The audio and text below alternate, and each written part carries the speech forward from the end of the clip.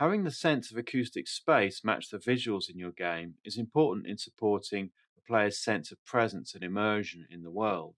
We're going to look at how to add reverb to our levels. Using shortcut key 6 in a demonstration project brings us to this area. It's a large cave with reflective surfaces, so we would expect some reverberation on the sounds that occur within this space. Baking this reverb into the sounds themselves would make them all pretty long, which could cause memory or voice count issues. And of course, the sounds would only then be usable in this specific space. On some occasions, we might want absolute control over the sound, for example, for weapons. So we might use specific pre-baked reverb tails. But for most occasions in Unreal Engine, we'll use audio volumes. These can define the reverb to be used on sounds within a specific area. So in the cave, I'm just going to solo the player's footsteps so we can hear the reverb a bit more clearly. So I'm going to use the console command audio solo sound class, and I know that the footsteps belong to the character sound class. I can turn it up a bit, and we should hear the player's footsteps with some reverb on them.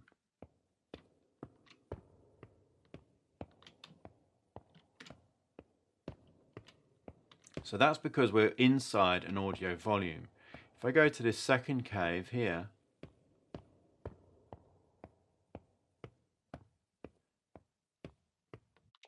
you can hear that the footsteps revert to their dry sound because at the moment there's no audio volume inside this second cave. The audio volume for the first cave is called Cave 1, so we'll select that, focus on it by pressing F. You can start to see it's going to be quite confusing working with these large audio volumes. So let's hide some of these visuals so we can see things a bit more clearly. We'll go to a left-hand view, select the things in the upper world. We press H to hide them. We can press Ctrl and H at any time to unhide things, but selecting some visuals, pressing H is often quite useful when dealing with audio volumes in particular. Now we can see more clearly what's going on. So this large cave area is surrounded by this yellow box, which is the audio volume. Selecting it, we can see in the details panel, apply reverb is enabled, and we've got a reverb effect. The reverb is at volume 0.5 and the fade time is 1. So it's going to take 1 second for that reverb to take effect on the sounds as we walk into the audio volume. The second cave doesn't have an audio volume, so that's why we just heard the dry sounds. Let's try adding one. So in the Modes tab, search for audio volume, drag it into the level. And here's where we can use our widgets to either move, rotate, or scale the audio volumes in order to encompass the area that we're interested in. Now, the default shape is a box, which is going to suit us in this instance, but there's other shapes we can choose from, for example, a cylinder or a tetrahedron, which if we add tessellation to it becomes a sphere. So let's go back to cube. We can also use geometry editing here to actually manipulate the points on these shapes. So you can make it quite specific to the area that you're using. So at the moment, we can, I think, use a cube to encompass this cave pretty well. So let's just rotate that a little and then scale so that it encompasses the cave. It's always worth moving around quite a bit in a perspective view because it can sometimes be quite deceptive. Let's try and get a nice join between the two reverbs. Sometimes the reverbs will overlap, and in that case you need to tell the engine which one should take priority. So we've created an audio volume, just need to tweak that size in that dimension, make sure it's covering the whole of the cave. Now we'll add a reverb. Let's add large hall. Now when you're looking for reverbs here, you might not see any. Your project may not have any in it. So if you use view options and show engine content, you can see some of the ones that are supplied within the engine itself. So we're using the large hall. Let's make it volume 1, it's quite loud so we can hear it. And fade time 0.5. So as we walk in, it takes effect almost immediately. So we should hear the footsteps in the large area. And we go into the side cave.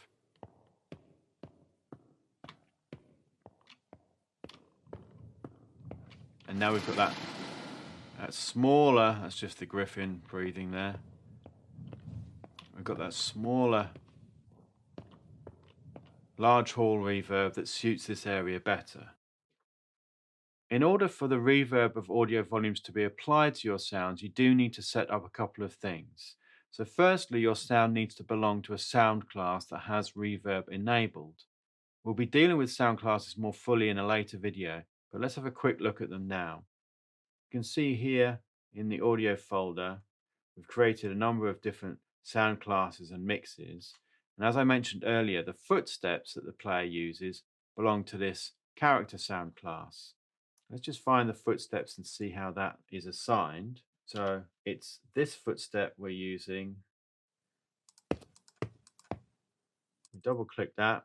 We can assign the sound class either to a sound wave here or to a sound cue here. So we've assigned it to a sound class called character. And the important bit is that in the character sound class, reverb is enabled.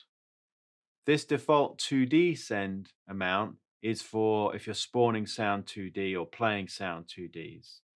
But for objects in the game world, it's important that this reverb here is checked. And the second thing you need to do is to make sure that in the attenuation settings of the sound, so this sound cue uses this attenuation footsteps, double click that, open that. Here we need to make sure that attenuation reverb send is also enabled. Now, this isn't simply a case of reverb being switched on or off. In normal acoustic space, objects will sound more reverberant the further away from you they are. This is because you're hearing less of the dry, direct sound and a greater proportion of the reflected sound. So Unreal Engine mimics this by allowing you to set a min send level and a max send level.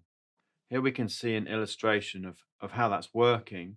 So the min send distance in the reverb send would be the smaller distance around your object itself, and you would have the minimum amount of reverb at that point. So you're getting quite a dry sound. And then that would increase out to this max send level. So when we're farthest away from the sound, we're hearing the most wet or the most reverberant sound. So here we can see, this is just the default settings, that at the min send distance, 400, we've got quite a dry sound, so we're only sending 0.3 to the reverb. And at the max send distance, 4000, we've got a much wetter sound because we're hearing all of those reflections. If we go back to the main cave, I'm going to put in a little blueprint that we've made in order to illustrate this. And that's the cave fairy. Going to drag and drop that into the level. So the cave fairy is wandering around this cave system, a little bit lost and looking for a way out.